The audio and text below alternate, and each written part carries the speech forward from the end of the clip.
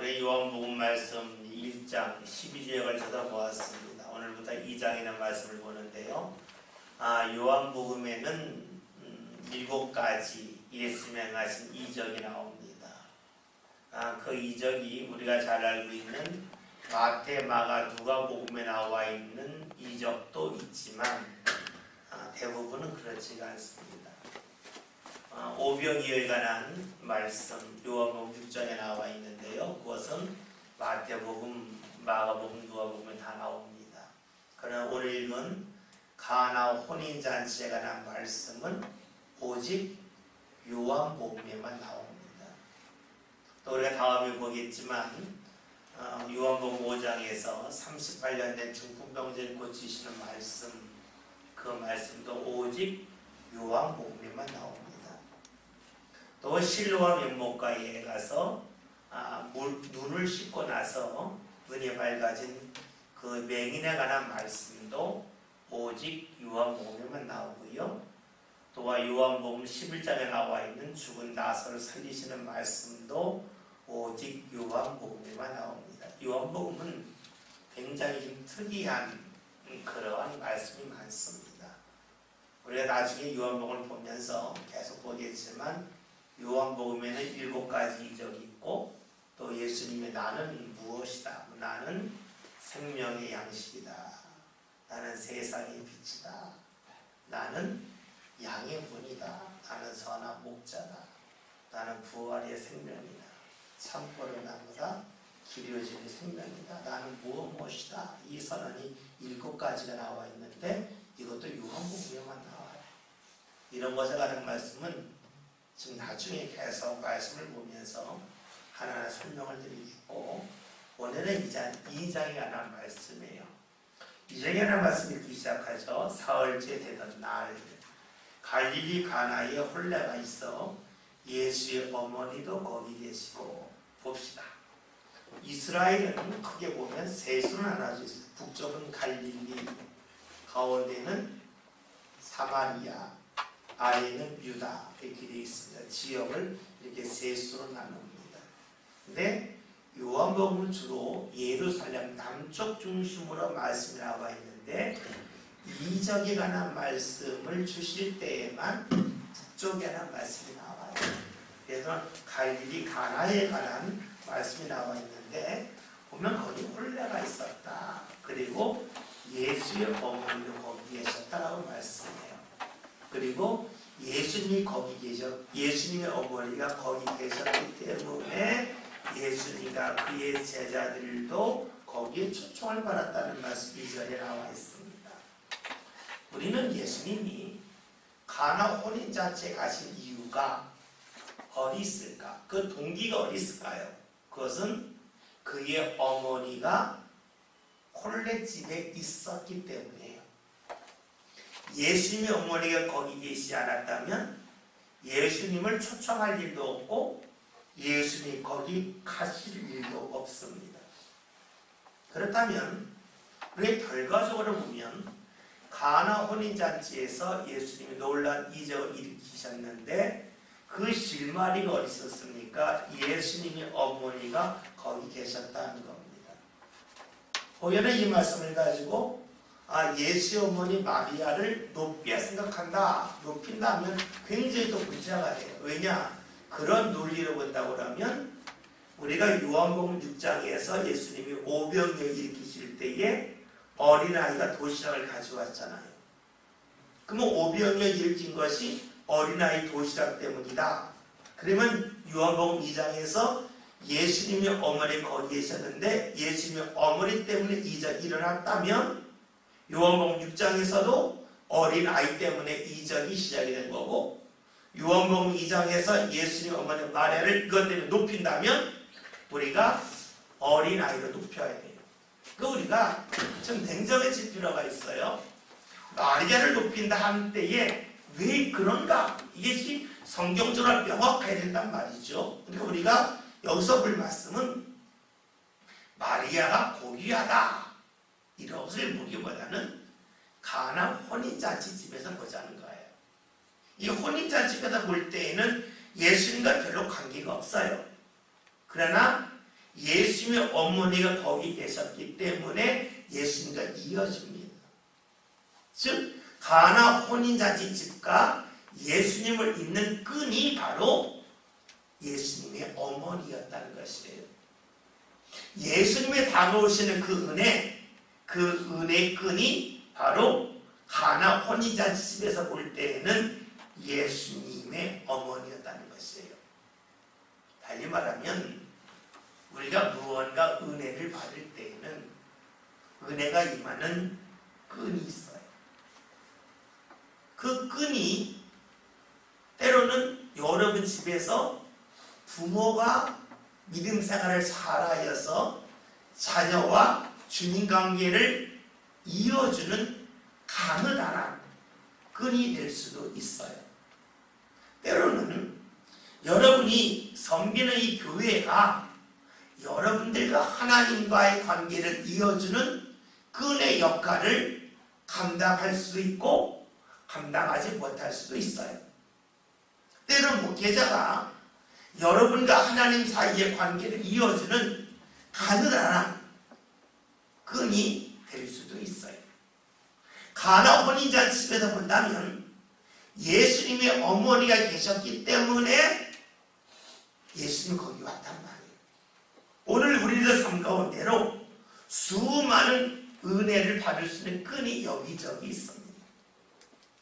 열왕기하 5장을 보면 아람 나라 장수인 나반이 걸렸습니다. 그 사람이 이스라엘에 오잖아요. 오게 된 이유가 무엇입니까?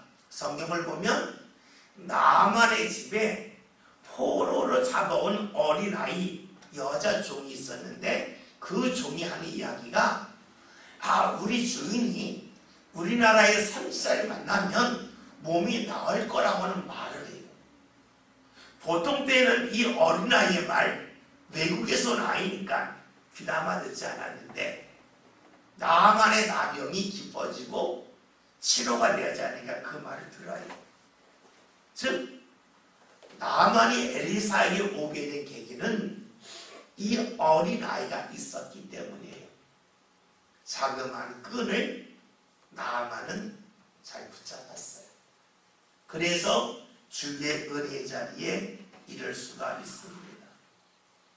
오늘 우리 주에도 하나님의 은혜를 받을 수 있는 수많은 끈이 있어요. 때로는 사람일 수도 있고 때로는 내가 섬기는 일일 수도 있습니다. 그런데 그 끈을 잘 발견하는 사람이 있고 그 끈을 전혀 모르는 사람이 있어요. 때로는 내 주위에 있는 사람이 하나님이 나에게 주는 은혜의 귀한 통로라고 하는 것을 아는 사람이 있는가 하면 모르는 사람도 있어요. 여러분들이 요즘은 날씨가 많이 포근해졌지만 겨울에 새벽기도 하잖아요. 그럼 여러분들이 한 20년 가지고 기도할 때는요 훈훈해요. 그런데 여러분의 집이 금방 빠져나가잖아요. 그러면 히터를 똑같이 켰고 더 오래 킨 거 아닙니까? 오랜 시간 추워요. 그때 느끼는 게 한 사람의 몸의 열기가 대단하구나. 여러 명 있을 때는 안 추운데요. 몇 명 쑥 빠져나가고 나면은요 이 몸의 열기가 쑥 빠져나가니까 귀에 안이 서늘해져요. 저는 주의 은혜로 그렇다고 봐요. 내 주위에 있는 수많은 사람을 통해서 하나님의 따뜻한 은혜를 주시는데 주위 사람들이 하나님과 나를 연결시켜주는 하나님의 은혜를 내게 받게 하는 은혜의 끈이라는 사실을 인정하는 사람이 있고 이를 인정하지 않는 사람도 있습니다. 주위 사람을 귀하게 여기는 사람이 있고 합찮게 여기는 사람이 있습니다. 여러분 누가 주위 사람을 귀히 여깁니까? 간단합니다. 내가 작아지면 다 커요. 나를 작게 여기면 주위 사람이 다 귀해요. 그러나 나를 크게 여기면 주위 사람이 다 작아져요. 그렇지요.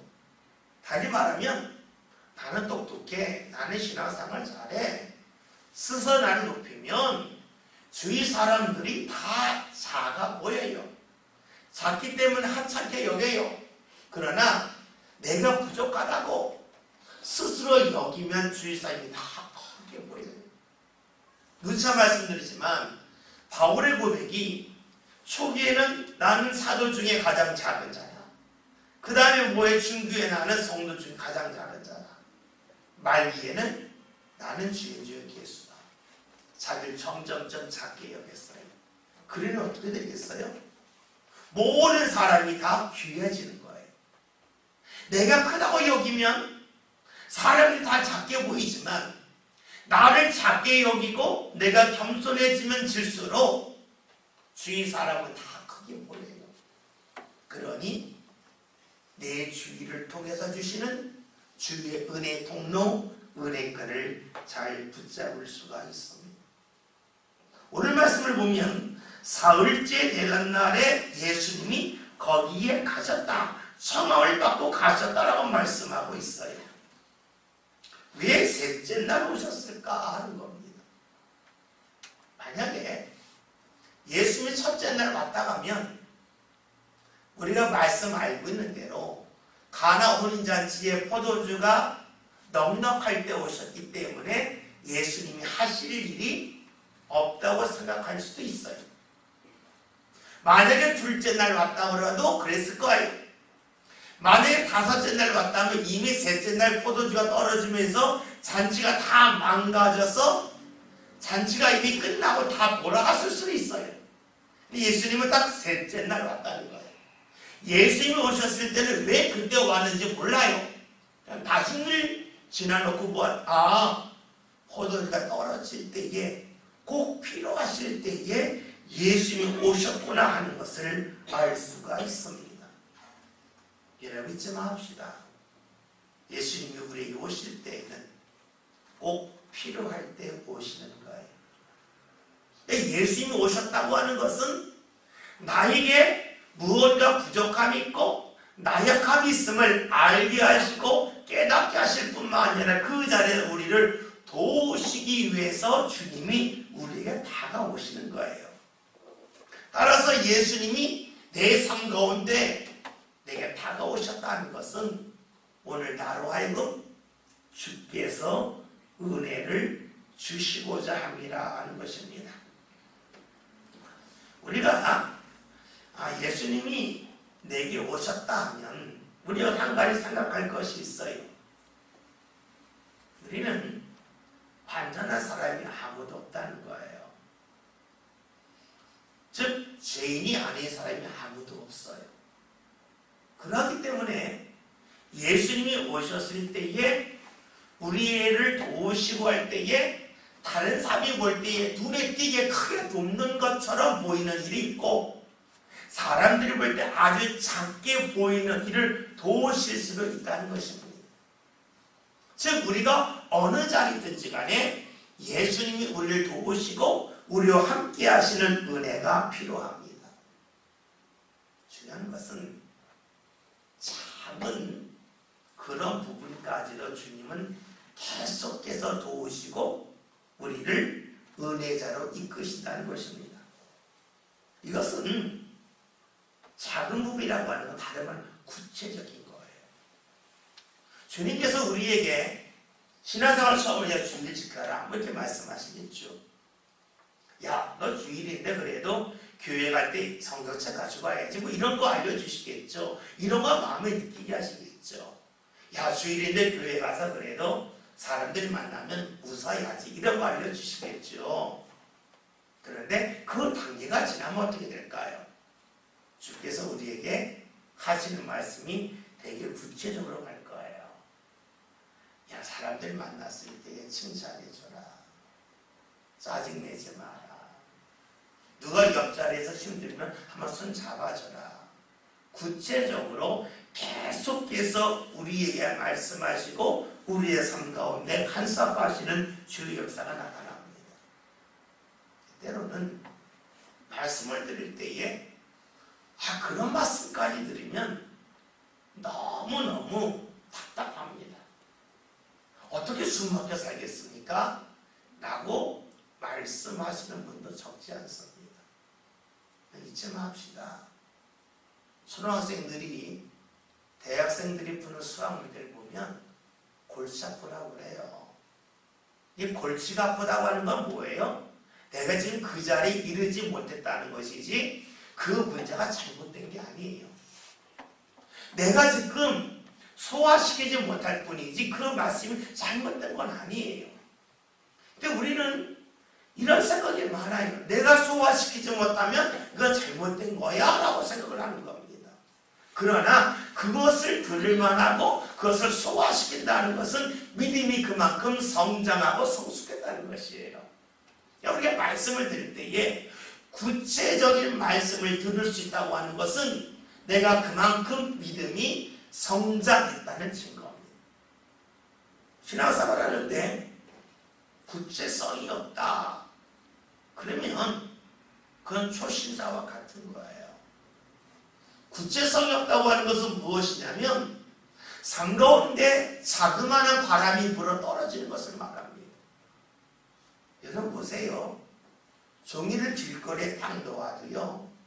바람이 안 불면 그 종이 같은 자리에 있는 거예요. 바람이 불면 종이는 움직여요. 근데 바람이 불 때 종이는 움직이지만 나무는 움직이지 않겠죠. 그러나 강한 바람이 불면 나무도 움직여요. 우리가 예전에 이런 일이 있었습니다. 한번 우리나라에 초속 굉장히 강한 바람이 불었을 때에 어떤 일이 생겼냐면 수많은 간판집에 간판이 막 떨어졌어요. 왜 떨어지나 보았더니요. 이 간판이 그 볼트를 나사를 조여줘야 되는데 나사를 4군데 조여줘야 되는데 한 2군데만 조여줘요. 괜찮다는 거예요. 괜찮았어요. 바람이 약하게 불 땐 괜찮았는데 바람이 강력하게 부니까 볼트를 4개 한 것은 안 떨어지는데 2개가 떨어지더라는 것이에요. 믿음도 그래요. 믿음의 구체성이 있다는 것은 무엇과 같냐면요. 구체성은 작은 거잖아요. 이 구체성은 나무로 말하면 참뿌리와 같아요. 나무가 바람이 불 때요. 쓰러지지 않으려면요. 굴뿌리가 얼마나 굵으냐 있지 않아요. 얼마나 참뿌리가 사방으로 뻗어가냐에 따라서 그 나무가 안 쓰러지는 거예요.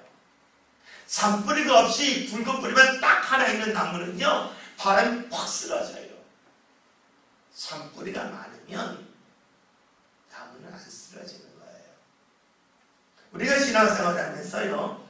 신앙의 구체성, 이 구체성에 대하여 우리가 머리 아프게 생각하고 골치 아프게 생각하고 숨 막힌다면 어떻게 될까요? 나무에 참뿌리가 없는 것 같습니다. 자그마한 시험에 퍽퍽 쓰러집니다. 신앙의 구체성 있는 사람이 모진 바람이 불어도 믿음 가운데 섭니다. 신앙생활을 오래 했기 때문에 믿음의 뿌리가 여기저기 뻗어 있는 게 아니에요. 철저하게 내가 지금 만나는 사람이 겨울의 난로와 같이 이 사람이 내 삶과 은혜의 통로다. 내가 하나님이 하나하나 할 때마다 이것을 통해서 하나님이 기뻐하시고 은혜 주신다. 그러한 마음과 그러한 자세로 신앙생활을 하는 사람이 신앙의 참뿌리가 많은 사람이에요. 그런 것을 싹 무시하고 내가 좀 큰 일만 할 거야 이렇게 하면요 모진 바람 속에 퍽 쓰러지고 맙니다. 오늘 말씀 예수님이 셋째 날 오셨다는 거예요. 꼭 필요할 때 오셨어요. 여러분 그렇다면 오늘 우리를 삶 가운데 주님이 나와 함께 하신다면 주님이 꼭 필요하기 때문에 나와 함께 하시는 거예요. 내 삶의 연약함, 내 신앙의 연약함 이것을 주님이 바로 잡아주시면서 우리 곁에 계신 거예요. 그러기에 주님이 오심은 가장 적절할 때임을 우리 잊지 말아야 됩니다. 우리가 예배할 때에 주님을 만난다 그러는데 성경에서 말씀하는 예배는 크게 2가지가 있어요. 하나는 동시에 하나님과 나 사이에 드린 예배, 이 예배가 있고요. 또 하나는 삶 자체를 예배라 그래요. 로마서 12장 1절 2절을 찾아보겠습니다. 로마서 12장 1절 2절.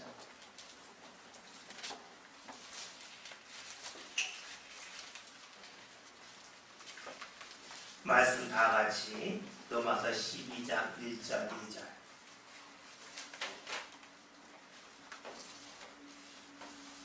요한복음 다음에 사도행전 로마서죠 12장 1절 다 같이 읽겠습니다. 그러므로 형제들아 내가 하나님의 자비하심으로 너희를 권하노니 너희 몸을 하나님이 기뻐하시는 거룩한 산 제물로 드리라. 이는 너희가 드릴 영적 예배니라. 너희는 이 세를 본받지 말고 오직 마음을 새롭게 함으로 변할 바라. 하나님의 선하시고 기뻐하시고 온전한 뜻이 무엇인지 분별하도록 하라. 아멘. 우리가요 성경을 읽으면서 대충 읽는 거가 있어요.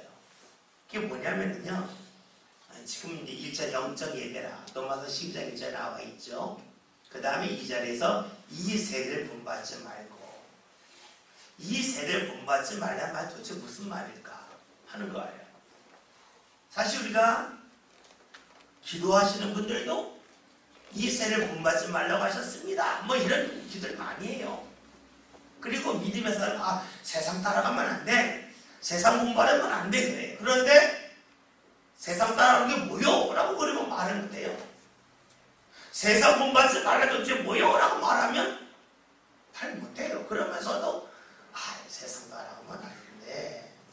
우리가 나도 모르는 말, 내가 스스로 정리되지 않는 말을 하다 보면 어떻게 돼요? 신앙이 뜬구름 잡아요. 구체성이 떨어져요. 구체성이 떨어지면 모진 말을 때 팍 쓰러지고 마는 거예요. 이 세례 본받지 말라는 것은 무엇일까요? 이것은요, 지금 21세기 한국 사람들이 살고 있는 그런 모습을 따라가지 말라라고 보는 것보다는요, 이 세대를 말하는 것은 사람의 본질적인 모습을 따라가지 말라면 제일 쉬워요. 여러분, 우리가 주일날 사람이 죄인이라 계속 보고 있죠? 계속 읽으셨죠? 그거예요. 그거 따라가지 말라는 거예요. 그게 뭡니까? 내로남불. 내가 하면 괜찮고 남이 하면 안 되고. 타워 필리스 이야기 하셨죠? 들었죠? 살 때에는 좋은 것 같은데 지내고 나면 잘못된 건데 좋다고 샀단 말이에요. 내가 지금 하는 행동이 잘못될 수 있어요. 근데 내가 하는 지금 오라 막 밀어붙이는 거예요. 여러분, 우리 삶 가운데 그런 일이 굉장히 많아요. 다른 사람에게 대해서는요, 너에게 힘들게 한 거면 기억해. 제가 아마 그걸 기억나실 거예요. 초등학교 때에 벌을 썼는데 친구들 만난 벌 쓴 거 다 기억해요. 근데 왜 벌 썼는지는 기억을 못해요. 남이 나에게 힘들게 한 것만 기억해요. 그리고요, 나는 다른 사람에게 잘해준 것만 기억. 그러니까 뭐요? 사람들 만나면 그래요. 나는 그 사람한테 할 만큼 했어요. 그래요. 저는 그런 말 안 하는 분 만나본 적이 거의 없어요. 대부분 저는 그분한테 할 만큼 했어요. 제가 받은 거 이상으로 돌려줬어요. 다 그래요. 왜 그럴까요? 내가 잘한 것을 기억하고 그 사람에게 나쁜 것을 기억하니까 할 만큼 다 했대요. 뭐 세상이 좋아야 되는데 안 그렇잖아요. 그러니까 이 세를 본받지 말라는 것은 죄인의 습성 따라가지 말라 하면 쉬워요. 그런데 우리가 이 세상을 따라가지 아니하는 그러한 삶을 살아가는 것이 굉장히 중요해요. 그리고 우리가 이것을 다른 말로 하면 말씀을 들을 때에도, 내가 어려움을 겪을 때에도 내가 죄인된 모습이 아닌 하나님의 사람으로서 어떻게 반응할까 하는 것이 굉장히 중요합니다. 생각해 봅시다. 내 삶 가운데 원하는 것이 이루어지지 않았어요. 그러면 기분 나쁘잖아요. 내가 원하지 않는 일이 일어났어요. 화가 나잖아요. 그런데 어떤 사람은 내가 원하는 일이 이루어지지 않았다고 화를 내고 짜증내고 탁 손을 탁 놔버리는 사람이 있어요. 이것은요, 운동으로 보면 이해하기가 쉬워요. 축구선수 슛을 했어요. 안 들어가 골키퍼가 막았어요. 그러면 슛한 선수가 기분이 안 좋죠. 골이 안 되고 골키퍼가 막았으니 누가 좋겠어요. 골키퍼가 막았을 때 아이고 내가 참 슛이 안 들어갔네 하고 털썩 주저앉는 사람은 좋은 선수가 안 돼요. 좋은 선수 어떻게 합니까? 슛을 했는데 골키퍼가 막았어요. 그러면 어떻게 해요? 슛을 하고 나서 또 뛰어가서 골키퍼가 막아서 앞으로 떨어지는 공을 내가 또 슛해야지. 이러면 좋은 선수가 되는데 내가 슛한 게 안 들어갔다고 해서 에이 내가 슛한 게 안 들어갔네? 억울하네? 땅을 치거나 슛 안 해? 그러면 그 선수 이상하잖아요. 내가 원하는 거 안 됐다고 해서 그라운드에 털썩 주저앉으면 되게 이상하잖아요. 여러분 신앙생활하면서 내가 원하는 일이 이루어지지 않았다고 해서 에이 신앙생활하기 귀찮아 털썩 주저앉는다면 얼마나 이상해요. 오늘 새벽에 축구 경기가 있었어요. 챔피언스리그. 레알 마드리드하고 바이에른 뮌헨하고 했는데 바이에른 뮌헨에서 두 번째 골을 봤더니요 슛을 했는데 골키퍼가 선방을 했어요. 근데 그 선수가요 슛하고 나서 털썩 주저앉으면 달려갔어요. 골키퍼가 딱 차는 볼을 딱 차서 놓았어요. 잘했다고 그러잖아요. 내가 슛한 것이 안 들어갔다고 털썩 주저앉아요. 내가 원하는 일이 이루어져 놨다고 다시 가서는 딱 집어 던져요. 여러분 이거는 축구 선수를 말하면은요 퇴출될 사람이 퇴출될 사람. 축구 선수는요 골 안 들어갔다 주저앉지 않아요. 또 뛰어가요. 2차 기회, 3차 기회 계속 보는 거예요. 내가 신앙생활하면서 억울한 일이 있으니까 털썩 주저앉아요? 이상하잖아요.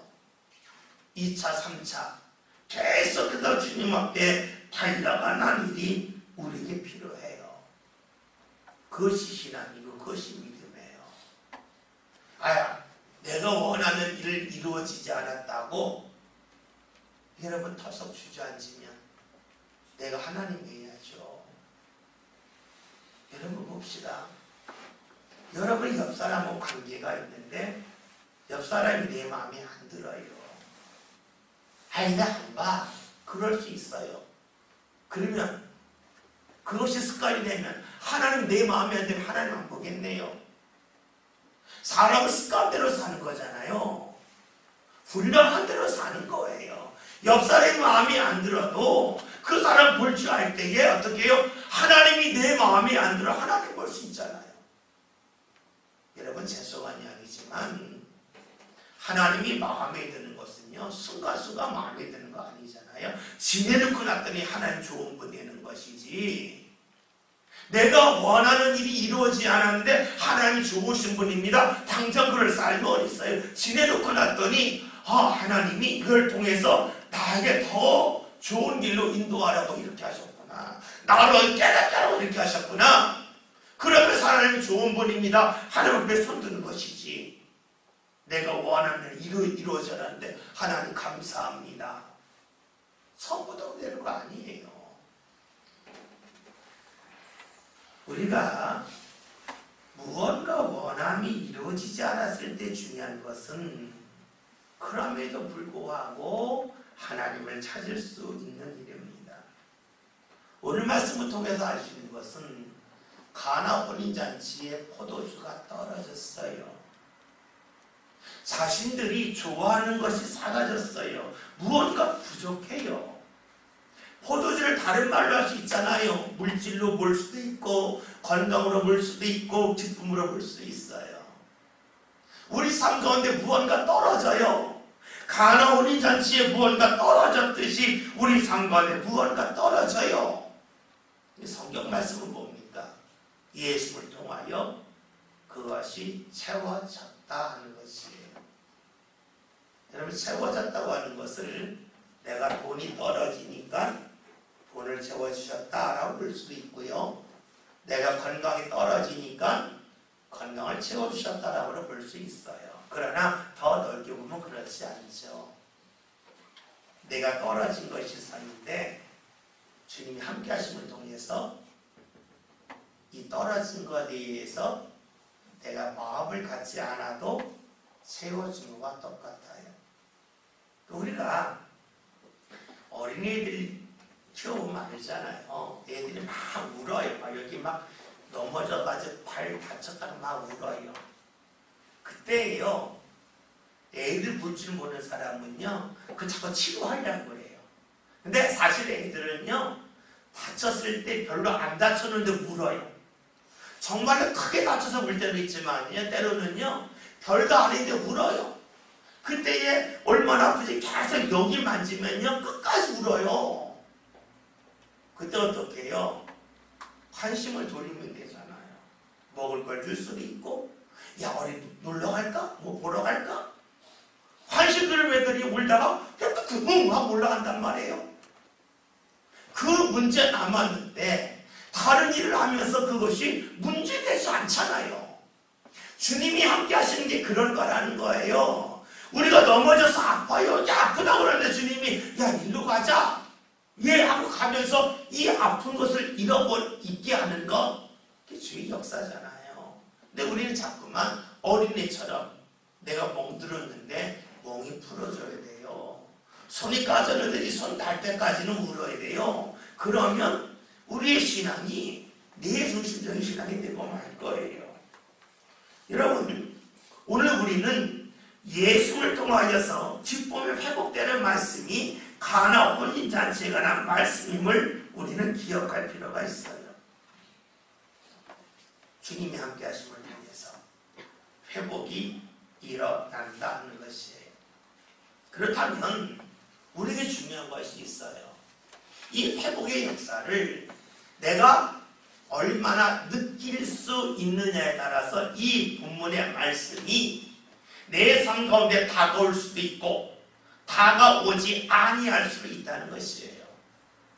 여러분들이 예배를 통하여 회복이 일어났는가 하는 것이에요. 잘 느낄 수 없다면 우리가 느끼는 훈련을 해야 되겠죠. 저는 간혹 가다가 청년들에게 물을 때가 있어요. 우리가 흔히 성경은 생명의 양식이라 그러는데 그걸 어떻게 하냐? 그걸 어떻게 하냐는 거예요. 우리가 흔히 모르는 교인들이 말씀을 생명의 양식입니다. 그래. 그럼 그래요. 그걸 어떻게 하냐? 저는 이렇게 답을 해요. 말씀 읽고 그 다음날 기도해 보면 안다. 여러분, 배고프면 말하기 싫죠? 배고프면 말하기 싫잖아요. 목소리를 막 처지고 막 갈라지잖아요. 근데 배고팠는데 뭘 먹었어요? 말하기가 쉬워요. 목소리가 달라져요. 우리가 말씀을 읽고 나서 기도한 날과 말씀 읽지 않고 기도한 날이 똑같을까? 다르지요. 그거 몇 번 경험하면 알아. 그래, 하나님의 말씀 생명의 양식이야. 내가 말씀 읽었더니 기도가 잘 되네. 내가 말씀 읽었더니 찬송도 잘 되네. 내가 말씀 읽었더니 나도 모르게 사람을 대할 때에 나의 마음이 넓어지네. 여러분, 이거를 느끼면 어떻게 돼요? 하나님의 말씀 생명의 양식이지. 그냥 믿어져요. 그런데 우리는 그냥 습관적으로 귀에 들은 것, 그걸 내가 경험하지 않고 확인하지 않고 입으로 생명의 양도 바로 생명에서 말해야지. 그렇게 되면 우리의 믿음은 힘이 없어요. 여러분, 예수님이 부족할 때 오셨어요. 그 다른 말로 하면 예수님이 함께함을 통하여 그 부족함을 넘어서게끔 이끌어 주신 것이 바로 가나 혼인잔치예요. 그렇다면 오늘 내 삶 가운데 가나 혼인잔치가 다시금 반복되고 이루어진다는 것은 내가 무언가 부족하고 실망하고 낙심했을 때에 예수를 통하여 내가 다시 쉼을 얻을 수 있다면 이것은 가나 잔치가 다시금 내 삶 가운데 잘못된 것이에요. 우리가 말씀 가운데 섰다고 하는 것이 말씀을 많이 외우고 있는 것이 아니라, 그래, 하나 우리 자체가 부족했는데 무언가 잃어버렸는데 예수님 회복했지.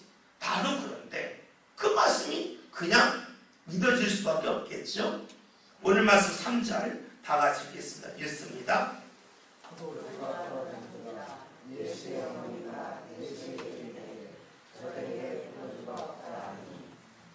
아멘. 말씀을 보니 포도주가 떨어졌다는 말씀이 나옵니다. 이것은 사람이 준비하지만 그 준비가 완전하지 아니함을 우리에게 알려주고 있습니다. 이 말씀을 좀 더 세심하게 볼 필요가 있어요. 근데 우리가 이 말씀을 읽을 때에 대부분의 목사님들이 설교할 때에 여러분 가나 잔치에 포도주가 떨어졌듯이 여러분들 삶 가운데로 무언가 떨어질 때가 있죠. 이렇게 말씀을 많이 쓰고 맞습니다. 그런데요, 수요일이잖아요. 좀 더 세심히 볼 필요가 있겠죠. 포도주가 떨어지는데 왜 떨어질 때까지 몰랐을까 하는 거예요. 항아리에서 포도주를 떠갔잖아요. 그러면 뜨면 들수록 바닥이 어린지 알잖아요. 그런데 왜 많은 하인들이 일을 하면서 바닥까지 떨어지고 나서야 포도주가 없음을 알았을까? 생각해보면 손님이 얼만큼 왔고 항아리에서 포도주를 뜨는데 반 이상이 나갔다. 이 상태라면 좀 있으면 포도주가 더 없어지겠네. 알아야 정상이잖아요. 그런데 결과에 이른 다음에 알았다는 거예요. 그 과정 속에서 아무도 몰랐다는 것이에요. 이것이 오늘 우리가 꼭 제기될 문제예요. 다시 말하면 물론 우리가 믿음이 바닥에 떨어질 때에 이걸 아는 것도 필요하겠지만 내 믿음이 떨어지고 있음을 내가 알고 있는가 하는 거예요. 포도주가 점점 줄어서 좀 있으면 바닥이 되는데 바닥을 칠 때까지 사람들이 몰랐잖아요. 이게 문제 아니에요. 최소한 하인 일하는 사람이라면 바닥에 가기 전에 알아야지. 왜 바닥을 친 다음에 아느냐는 것이에요. 우리의 믿음도 마찬가지 아니겠어요? 우리의 믿음이 점점 떨어지고 있음을 내가 발견하고 알아야 되는데 우리는 신앙생활하면서 내 믿음이 떨어지고 있는 것에 대하여 모를 때가 있고 믿음이 떨어짐에도 불구하고 이것을 심각하게 생각하지 않다가 믿음의 맨 바닥이 떨어진 다음에 비로소 큰일 났구나 하는 것을 깨닫는 이들도 적지 않다는 것입니다. 여러분, 믿음이 떨어지고 있음을 어떻게 알 수 있을까요? 간단합니다. 내 중심인가 하나님 중심인가를 늘 점검하면 됩니다. 믿음이 떨어질 때 특징은 내 중심입니다. 내가 기분 나빠, 내가 화가 났어, 내가 짜증났어, 주어가 나예요. 이거 뭐예요? 내 중심이에요. 이거 뭐예요? 믿음이 떨어지는 거예요. 내 중심이 되면 하나님 주시는 기쁨은 하나님이 주시는 건데 내가 중심이 되면 길이 다르니까 하나님 주시는 기쁨은 점점 줄을 수밖에 없는 거예요. 중요한 것은 내가 힘든데 하나님이 여기서 나에게 무엇을 원하실까? 하나님이 나에게 무엇을 기대하실까? 이걸 자꾸 물어야 돼요. 나 힘들어. 나 짜증나. 나 화가 나. 나에서 멈춰버리면 그건 뭡니까? 하나님 주신 포도주. 기쁨이 점점 바닥을 향하여 내려가고 있는 것이에요. 여러분, 내가 기분 나쁠 수 있어요. 그런데 하나님 왜 그 일을, 내가 기분 나쁜 일을 나에게 허락하셨을까? 무엇을 기대하고 하나님 허락하셨을까? 많은 분들이 그래요. 어려움 당하면 하나님 살아계신데 왜 이런 일이 있습니까? 그래요. 그런데 믿음의 사람은 그렇게 반응하지 않아요. 하나님이 일을 허락하심을 통해서 나에게 무엇을 기대하실까의 주점이 있어요. 그러니까 우리가 포도주가 떨어지는 사람의 특징, 그것은 늘 내가 좋아, 내가 화가 나, 내가 짜증이 나, 내가 어려워 있어요. 포도주가 떨어지지 않는 삶의 특징은요, 이 일을 통해서 하나님이 나에게 무엇을 원하시는 것일까 하는 거예요. 그러면은 어떻게 될까요? 어떤 일을 보든지 간에요, 하나님의 은혜에 초점을 맞춰요. 넘어졌어도 이 넘어짐을 통해 나에게 무엇을 주시려고 그러는 거지? 나를 어디로 이끌려 하시는 것이지? 그런 신앙이 돼요. 그러니 어떻게 돼요? 소망을 잃지 않아요. 우리가 금요기도회 때 보는 말씀, 데살로니가 교회, 믿음의 역사, 사랑의 수고, 소망이 그 인내가 있는 거예요. 빌립보서에 있는 말씀 들으면 항상 기뻐하라. 내가 다시 말하는 기뻐. 그거가 되는 거예요. 뭐요? 주의 은혜에 초점을 맞추는 거예요. 포도주가 안 떨어져요. 그런데요, 내가 힘든데, 내가 어려운데, 내가 왜 이 일을 당해야 돼? 내가 뭐가 부족해서? 나에게만 초점을 맞추면 결국은 포도주가 떨어지는 사람이. 그런데요, 그걸 모르는 거예요. 왜요? 내게만 초점을 맞추니까. 신앙은요, 포도주가 떨어지는 비결은 간단해요. 어려울 때에 하나님이 나를 어디로 인도하려고 하시지? 이거예요. 그러니까 데살로니가전서 5장에 있는 말씀대로 하면 뭡니까? 항상 기뻐하라. 그 방법이 뭐예요? 쉬지 말고 기도하는 거다. 기도하는 사람은 하나님에게 기대합니다. 간혹 가다가 교인들이 저에게 어떤 결정을 내리고 와서 말할 때가 있어요. 그럼 제가 물어요. 기도하셨어요? 응답 받으셨어요? 이분은 예, 응답 받았습니다. 그래요. 그런데 저는 그래요. 응답 받는 건 받는 건데, 그러면 목숨 걸고 기도하고 나서 그 말을 해야지. 도대체 어디서 기도해서 응답을 받았나 하는 거예요. 여러분들이 축구 선수가 슛을 했을 때에 골이 안 들어갔다. 골키퍼가 기가 막히게 선방했다. 기분 나쁘죠. 그러나 어떻게 해요? 또 다시 달려가서 2차 기회 보는 사람이 좋은 선수라고 그랬어요. 여러분 신앙생활 할 때에 교회에서 내가 원하는 것이 막혔어요. 어떻게? 교회 와서 기도해야지. 그게 맞는 거예요. 우리는 운동선수가 슛을 하고 나서 안 들어가가지고 골키퍼가 막았다고 화를 내고 그라운드 밖으로 나갔다가 제 선수도 아니야, 선수 빼 그래요. 근데 우리는 신앙생활을 그렇게 한다고 의외로 많아요. 안 되면 에이 안 해. 왜 안 해? 더 해야지. 막혔으면 그 자리에서 하나님이 나를 향하여 원하시는 것이 무엇인지 다시금 기도하면서 하나님의 기대가 무엇인가 여기에 초점을 맞춰야지. 내가 다 결정을 하고 하나님 마음에 안 들어요. 아니 하나님 마음에 안 들면 천국 어떻게 할까? 그렇지 않아요? 여러분 우리가 신앙으로 산다고 그러면서요 냉정해질 필요가 있어요. 내가 이거 마음에 안 든다고 하나님 가까이 안 한다? 그러면 천국 가지 말아야지. 여기서 마음에 안 드는 하나님이 천국 가면 마음에 들겠어요? 마음에 안 든다고 그러면 하나님이 나를 향하여 도대체 왜 이 일을 허락하셨고 이를 통하여 무엇을 주시하실까? 하나님 온전하신 분인데 하나님 앞에 나와 기도하고 간구할 필요가 우리에게 있습니다. 여러분 포도주가 떨어집니다. 떨어지지만 떨어지는 과정을 모르는 사람은 그 다음에는 또 떨어짐을 경험할 겁니다.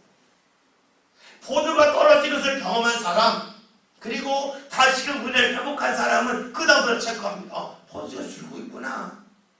줄면 안 되는데 어떻게 다시 채워야지?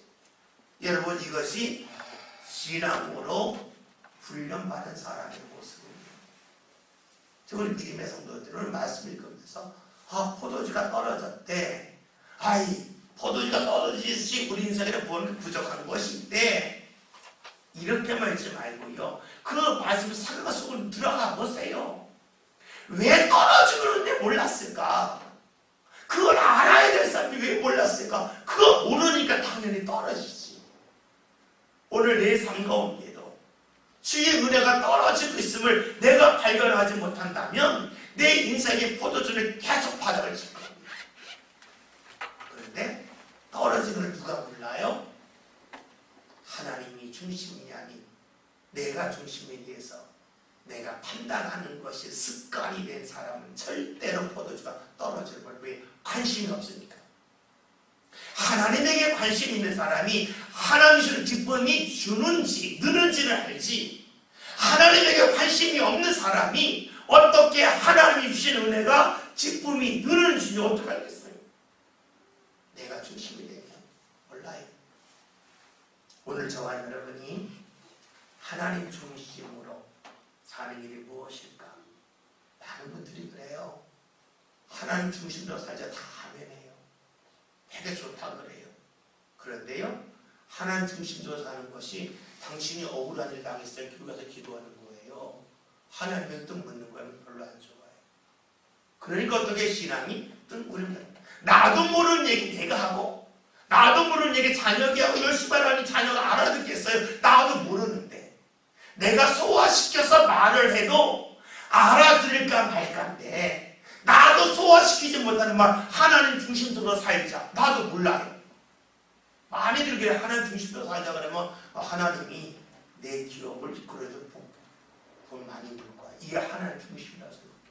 절대 그렇지 않아요. 하나님 중심적인 것은요, 하나님 주는 기쁨이 주는지 누는지를 관심 갖고 보는 사람이에요. 어려움 있을 때에 이 어려움을 통해서 내가 억울해, 내가 화가 나, 이게 아니건 내 중심이고, 이 억울함, 어려움들 하나님의 어디를 두실까? 축구 선수가 슛을 했는데 안 들어갔어요.